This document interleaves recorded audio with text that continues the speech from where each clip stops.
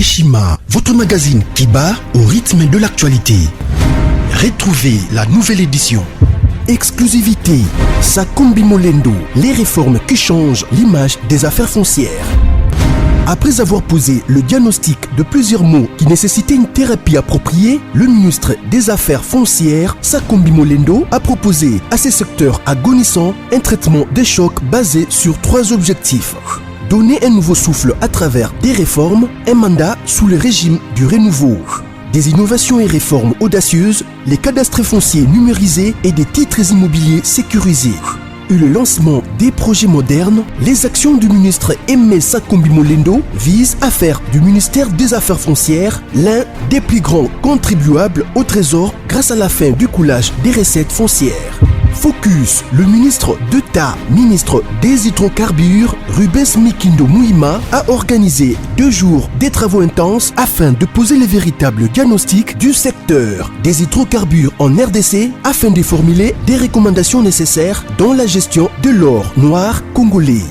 Découverte, Jean-Michel Samalou Kondé, le nouveau chef des gouvernements qui travaillera en harmonie avec le président Félix Tshisekedi. Nation, le directeur général de la DGI, Barnabé Mwakadi, adresse ses félicitations à Monsieur le Président de la République, Félix Antoine Tshisekedi, à l'occasion de son investiture en qualité de président de l'Union africaine. À lire également, le directeur général de la CNSS, Agnès Mouad Nawej, adresse ses félicitations à son Excellence, Monsieur Jean-Michel Samalou Kondé, pour sa nomination au poste de Premier ministre. Lumumba Mouzé et Étienne Tshisekedi, des héros immortels. Majorité parlementaire, la remontada de Félix Tshisekedi. Économie, fraude fiscale, un mal qui gangrène toujours le trésor public. Retrouvez l'intégralité du magazine Eshima dans les kiosques. Eshima Magazine, un nouveau standard d'information.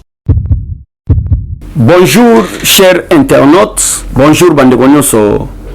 Bozolanda biso en direct ya Basangwa Congo, plateau ya Otoyaka na cadre ya éveil patriotique, pour éveiller conscience ya peuple congolais, pour éveiller conscience ya bandekona biso bazali banda na ba pays africain ba ope bazana intérieur ya République démocratique du Congo, kotali sabango, quelle est la situation politique de l'ère en République démocratique du Congo. Une fois de plus encore merci à tout le monde. Là je vois Roi Mabi, Mobala Mama Élysée, président Chirito Mouchachino, Mama Julie, et tout le monde au Bazo Landabiso, Jackie des Progrès, au Bako Landabiso en direct, il y a Basango ya Congo pour nous repérer sa information en temps réel. Les autres qui n'ont pas musique tête aux ans, 2 éléments, tout le monde ça analyse ensemble n'abino pour nous repérer Sambo Canabiso na libulu ya Pamba, na libulu o Moulaï plutôt Kabila Kundaki Mboka Oyo. Nde ya watu yi na face na bino ne bolanda kabiso. Ba confiance bino bo pesa kati na biso. De yangwana esala que un jour jamais mutoko la trésor lumbo parce que à partir lelo au nom de Jésus na boyi kombo abechole eza kombo ba malédiction eza kombo zoluka élection en 2023 en attendant peuple à l'été eza kombo ba lini ba sala ba insurrection nde na boyi kombo abechole eza ki nango sirno o ba pesa kanga na 2016 pour na telemela ki dona sechole o aza secrétaire ya Senuko à partir lelo na zongi na kombo papa na maman Trésor Lumbu Abou Pia. Voilà, merci une fois de plus. Nabande konyoso bozolanda biso vraiment en direct ya VEP parce que ngana za patron VEP patriotique. Ngana za mutu rôle nanga nzamba tindinga na Congo précisément na kacha IDPS ko veiller. Même oza mutu mo mabe na kacha IDPS na ko dénoncer. Donc ngana kacha IDPS je suis là pour la continuité ya combat ya dadi, ya ba valeur, ya respect ba valeur, ya respect ba principe et za rôle nanga na kacha IDPS. Voilà, merci.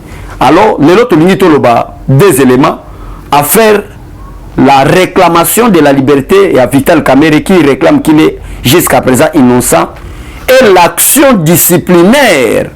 Il y a ancien premier ministre et premier ministre sortant Papa Nabiso Ilunkamba ou a sali contre Willy Bakonga qui est le ministre de l'enseignement primaire. De wana 2 éléments Tolito solo na bino lelo pour na ko veiller conscience à peuple congolais na ko talisa peuple congolais tala bisika mboke kendaka yambote na loba makamba Willy Bakonga parce que yango ndeza actualité lelo ba makambo ya RTNC ba chaîne pe ba mituka ya reportage ya RTNC eza déjà en direct ya plusieurs makala place oyo bazo sambisa en public Willy Bakonga. Alors to bandaka parce que na bani na Willy Bakonga, to bandaka na Willy Bakonga wana.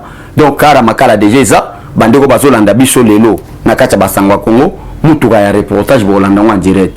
Mais je crois fermement dans mon cœur que dossier Willy Bakonga tiezo salema en direct à RTNC et gozanga te quelques prêtres de l'église catholique na kati ya détournement. Na kati ya détournement ya finance o ezako bima pour la gratuité enseignement qui ndesi liboso. Na kati ya gratuité enseignement président de la République alobaki ko bakisa salaire na banseignant bazali ya matriculé peut ko pesa matricule peut ko futa bato bazaba nouvelle unité. Mais à notre grande surprise tu veux comprendre que ba d'école fictive oyo Willy Bakonga sala plus de 9000 na côté ya catholique, plus de 10 000 na côté ya ba privé oyo eza fictif, mais l'état congolais abimisaka mbongo pour na koloba ke l'école wana existe. Ok, ce sont des écoles fictives qui n'existent pas, mais l'état congolais azo bimisa mbongo pour na kofuta plus de 9000 écoles ya nini ya na compte à gratuité ya ba conventionné catholique. Imaginez-vous 1000 écoles peut engager combien des enseignants, 2000 écoles peut engager combien d'enseignants, mais il y a 9000 écoles fictives oyo ba détournement ezako salema. Croyez-moi que Willy Bakonga za déjà na kati ya makala. Croyez-moi que akotiko bikate lelo eloko na yeko sala ke nazo misali kambo Willy Bakonga ezali par rapport ya ndenge premier ministre pe abangi, parce que boka mwate boyoka komba ilunka manakati boyoka komba quelques prêtres église catholique pour na kotali sa peuple congolais ke biso to sala ka débat scientifique, to sala débat ya NT ya bipona ponate bon mona ke na kati ya des prêtres catholiques ou peut-être azaki na 1000 écoles ya yemoko. L'état congolais a sobimisa mbongo croit que des écoles là existent or que des écoles n'existaient pas, bazako liaka mbonga l'état nde yango wana ilunka batali ke no c'était danger permanent ou ko coincé na en tant que chef du gouvernement, parce que Willy Bakonga za na kati ya gouvernement na ye nde afongola ki action disciplinaire contre Willy Bakonga qui est le ministre. Ngana yebisa ki déjà peuple kala na yebisa ki bande konyo so balanda kabiso que Willy Bakonga c'était détourné, mais Félix Tshisekedi akokende makambo na précipite mate akokende makambo na loyengete avec le temps plutôt avec le temps et l'état de droit makambo kokende tala lelo Willy Bakonga za na bolo boyebi ba détournement bakombe kaka ya ba milliards mbongo ya UNICEF ko yabo ko détourner bazo kende ko kabola pona ba faire fonction ya ba école o ke ba école ngo eza fictive. Alors premier ministre Ilunkamba aboyaki habike bangamonga na kozwango te lelo tolanda en direct Willy Bakonga na RTNC botala ndenge akokende condamnation na ye wana ezaki première partie émission na biso. Deuxième partie nazolo ba beaucoup plus pona bandeko na nga INC ba communicateur ya INC par rapport ya demande ya liberté à Vital Kamerhe. Oh, Vital Kamerhe azo réclamer que aza innocent, mais yambo tena expliquer peuple congolais malam et yambo tena talisa peuple congolais malam que jusqu'à présent Kamerhe aza na centre nganda, Kamerhe aza na boloko te mutasala que Kamerhe qui est centre nganda. C'est votre ministre de la justice, c'est votre ministre de la justice oyo akendaka na prison ake kosala déclaration na prison koloba ete Kamerhe gravement malade. Mais botala ndenge ako fêter anniversaire na basango na bino bako réclamer élection na 2023 bango wana anniversaire bako mela champagne na centre nganda na Vital Kamerhe. Est-ce que la personne qui est malade ako ko fêter anniversaire na ba degré wana toyebi malamu ke toza na démocratie, état de droit, mutaza libre, ataza prisonnier, aza esclave te. Mais est-ce qu'il n'y a pas d'autres prisonniers au basango bakende otala muto bakende otala ka Vital Kamerhe pona otali sabino maloba basango wana bango nyonso baza même association na ba Moïse Katumbi na ba Martin Fayulu na ba Joseph Kabila na ba Vital Kamerhe, tous contre Félix Tshisekedi. Mais na koyebi sabino pouvoir Félix Tshisekedi ute pa nzambe. Attaquons d'abord le dossier à Vital Kamerhe. Au Vital Kamerhe a comme ça ba point de presse mutakenda ki recours ye mutalobaki ke na okende na appel ye asali appel mais aza incapable ko bima assez justifié par manque ba preuve, parce que makambo justice est condamné eza solo ba ko cela été. Alors bande ko na biso ko la ba défendre ba individu ba obeka les gars bango na ba télévision ko défendre ba individu ko défendre Vital Kamerhe comme si Vital Kamerhe a des problèmes avec l'IDPS. Vital Kamerhe n'a pas de problème avec l'IDPS. Vital Kamerhe n'a aucun problème avec mon secrétaire général Augustin Kabouya, mon président du parti Jean-Marc Kabunda Kaboun, mais Vital Kamerhe plutôt a des problèmes avec la justice congolaise. L'histoire doit retenir que Vital Kamerhe était à la présidence. On a reposé bateau bazo compliqué biso makambo. Bateau bazo le bakeno arrestation Vital Kamerhe comme politique. A Vital Kamerhe aza innocent. Mais nane yebite que Vital Kamerhe tia kenagi na justice. Félix Tshisekedi mutatinda kiye. Ye moko na kati ya conseil des ministres beta to la bige nazo kende na défendre na bima innocent. Na rôle na ezala ki kosimisa président Félix Tshisekedi touche. Lelo Vital Kamerhe abandi ko fêter anniversaire na wapi na centre nganda. Et bande ko nyo so ba pesa confiance na mwana mboka abesho trésor lumbu po abesho le na boyi na mwana mboka trésor lumbu et sengeli boye ba boye. Vital Kamerhe akoti ko besoin libération te. Vital Kamerhe doit rembourser l'argent peuple congolais. Regardons d'abord l'histoire. Tala l'histoire n'est pas que tali sabiso lelo que arrestation Vital Kamerhe za politique. Na kati ya accord ya Nairobi, cher communicateur de l'INC, cher messieurs, il y a Nord Sud Kivu baoba soutenir Kamerhe, c'est la démocratie. Et ça tina ko sala ba désordre te. Et ça peut tina ko finga na te. Jamais boyo na munoko na biso tolo ba politique to finga non. Tu veux expliquer peuple congolais la vérité c'est quoi, des valeurs c'est quoi, les principes c'est quoi. Point barre. Et débat vous allez scientifique pas des égir. Venez avec des preuves. Na kati basanga Congo, bataille sa preuve que Vital Kamerhe est innocent. Bino mo bosolo ba que faites confiance à la justice, justice na biso comme indépendante et ça la musala. Bino mo bosolo ba susu dossier Vital Kamerhe est politique. Politique contre qui? Tant que Félix Tshisekedi a bandi politique Vital Kamerhe est la gate. Tant que il peut so bandalito Vital Kamerhe est la gate. Bon il y a un débat contradictoire na ba preuve oyo. Je crois bandeko ya sangwa Congo par yamba biso to sala débat contradictoire pour prouver la communauté congolaise en quoi Vital Kamerhe est innocent. Bon mon est innocent. Du tribunal jusqu'à l'appel, il est toujours innocent. Juridiction en news. Bazolo balokuta makamba solo ezaka bino ba communicateur à INC. Non. Botika Vital Kamerhe est coupable. Ce que vous devez faire par contre est de reconnaître la faute bozo ça. Mais na ngambu nga en tant que communicateur. Na yebi malambu que j'ai, c'est que moi je dois retenir dans Vital Kamerhe. Bolinga te.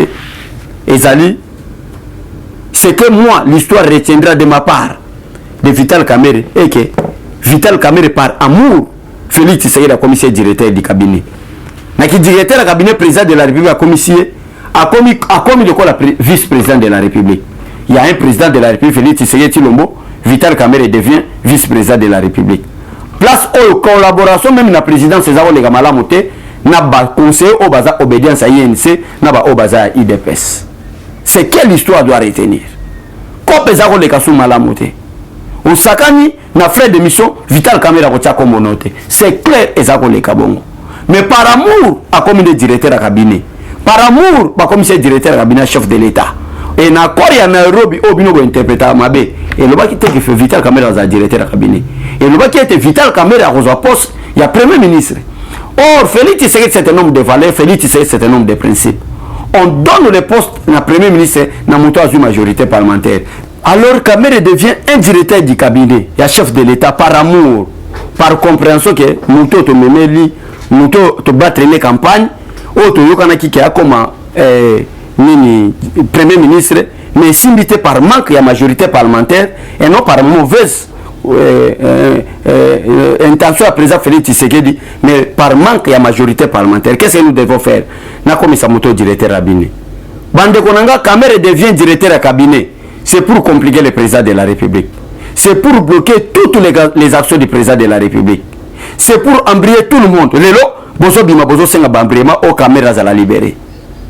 Mais Félix Tshisekedi a tika la jamais a gagné la Kamerhe. Ndeko nanga peuple congolais zolanda gato. Président de la République a sali tourner ya baso de moto. Peuple bazo ganga. Yewana Kamerhe Moyibi Yewana na présence à Kamerhe. Président de la République a baigné mon frère, est-ce que tu écoutes Albina Zolanda et sa diabolisation. Ti Kamerhe akendaki ko senga ke akende na parquet moko na pendant conseil des ministres a sengi na ba conseil des ministres à l'époque na président de la République font l'enquête pour DBC là. Akenda na 5e mairie. Na awa na 5e mairie.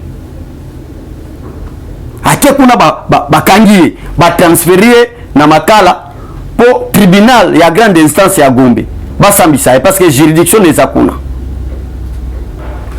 eza likamuna président de la République eza na cop na IDPS n'a rien à voir avec des communicateurs de l'IDPS. Ce n'est pas moi Trésor Lumbu na kenaki kotinda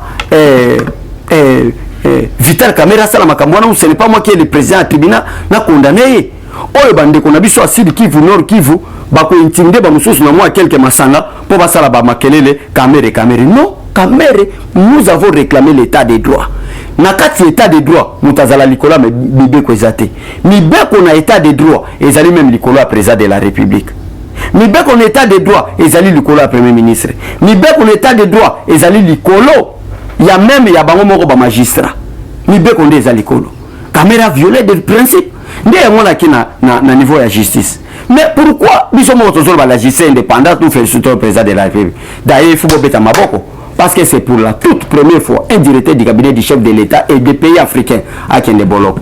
Mais ce que je demande na ministre de la justice celui Takez Bobenga monsieur Takez yondo zalaki ministre oyo olio ke ngotala ba dossier ya bato bazana ba problème illégaux na niveau ya ba parquet mais yo okendaki ko bona santé à Vital Kamere pour akende na centre nganda maladi nini o Kamera belaka na centre nganda ici la kate maladie vos combo yango nini pour sur les attentions d'experts na attention ba traiter ça sur les soucis d'experts na toujours ba ça depuis le la déclaration que Kamere est gravement malade cher monsieur le ministre de la justice Takez depuis bo transfert Kamere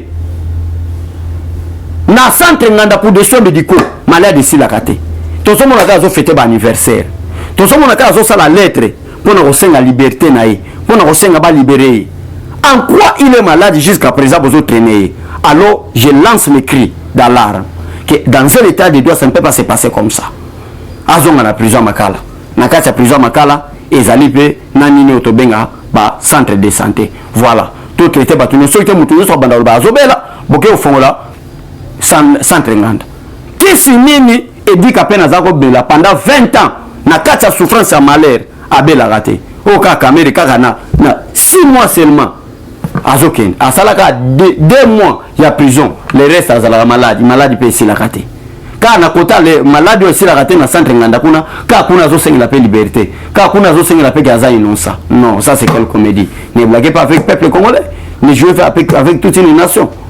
Voilà ezaka poto regarder bande kona biso ba communicateur à INC na moi hein bilobela bazolobela wana tous à la calme mboka na biso kende liboso soutenons main de la main tokota na kati ba division oyo occidentaux ba européenne ba français ba belge bazo diviser biso mais tous zana moto moko to soutenir biso na biso ba congolais poto kende liboso ke nzambe apambola bino to monana na buto lelo en direct ya RTNC oyo tokolanda procès ya Willy Bakonga ndenge salema kana Vital Kamere bato nyoso bazana ba suggestion ba remarque o ba pesa biso nzambe alola vraiment apambola bino ba remarque na bino pe ba suggestion na bino et ko banda ko sala été to changer façon koloba to changer ndenge ya kolobela.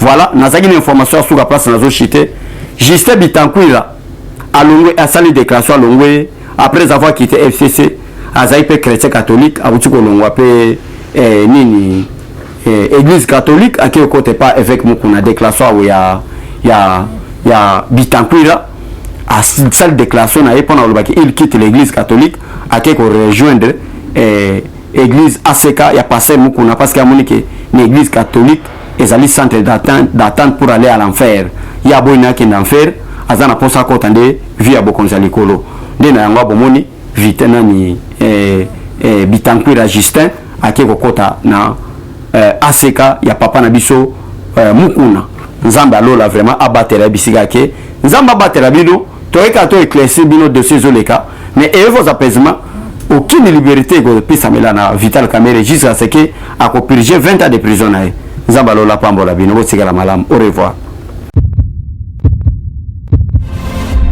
Eshima, votre magazine qui bat au rythme de l'actualité. Retrouvez la nouvelle édition. Exclusivité, Sakumbi Molendo, les réformes qui changent l'image des affaires foncières. Après avoir posé le diagnostic de plusieurs maux qui nécessitaient une thérapie appropriée, le ministre des Affaires foncières, Sakombi Molendo, a proposé à ces secteurs agonissants un traitement des chocs basé sur 3 objectifs. Donner un nouveau souffle à travers des réformes, un mandat sous le régime du renouveau. Des innovations et réformes audacieuses, les cadastres fonciers numérisés et des titres immobiliers sécurisés. Et le lancement des projets modernes, les actions du ministre Aimé Sakombi Molendo visent à faire du ministère des Affaires foncières l'un des plus grands contribuables au trésor grâce à la fin du coulage des recettes foncières. Focus, le ministre d'État, ministre des hydrocarbures, Rubens Mikindo Mouima, a organisé 2 jours des travaux intenses afin de poser les véritables diagnostics du secteur des hydrocarbures en RDC afin de formuler des recommandations nécessaires dans la gestion de l'or noir congolais. Découverte, Jean-Michel Samalou Kondé, le nouveau chef des gouvernements qui travaillera en harmonie avec le président Félix Tshisekedi. Nation, le directeur général de la DGI, Barnabé Mwakadi, adresse ses félicitations à Monsieur le Président de la République, Félix Antoine Tshisekedi, à l'occasion de son investiture en qualité de président de l'Union africaine. À lire également, le directeur général de la CNSS, Agnès Mouad Nawej, adresse ses félicitations à son Excellence, Monsieur Jean-Michel Samalou Kondé, pour sa nomination au poste de Premier ministre. Lumumba Mouzé et Étienne Tshisekedi, des héros immortels. Majorité parlementaire, la remontada de Félix Tshisekedi. Économie, fraude fiscale, un mal qui gangrène toujours le trésor public. Retrouvez l'intégralité du magazine Eshima dans les kiosques. Eshima Magazine, un nouveau standard d'information.